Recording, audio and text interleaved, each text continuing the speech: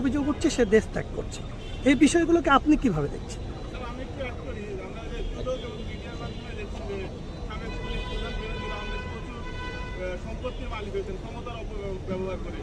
ভবিষ্যতে যেন এরকম কোনো কর্মকর্তা ক্ষমতার অপব্যবহার না করে অবৈধ সম্পদের মালিক না হতে পারে, সে ব্যাপারে কী ব্যবস্থা নিচ্ছেন? ধন্যবাদ আপনাদেরকে এটা একটা সমসাময়িক বিষয়ে প্রশ্ন করার জন্য।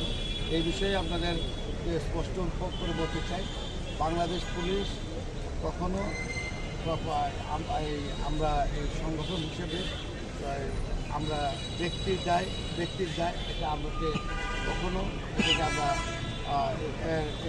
এই আমাদের সংগঠন থেকে এটা কখনো এর দায় আমরা নিই না। এটা ব্যক্তির দায়, যেভাবে এটা তদন্ত প্রক্রিয়া চলছে এই তদন্ত প্রক্রিয়া অনুযায়ী এটা নিষ্পত্তি।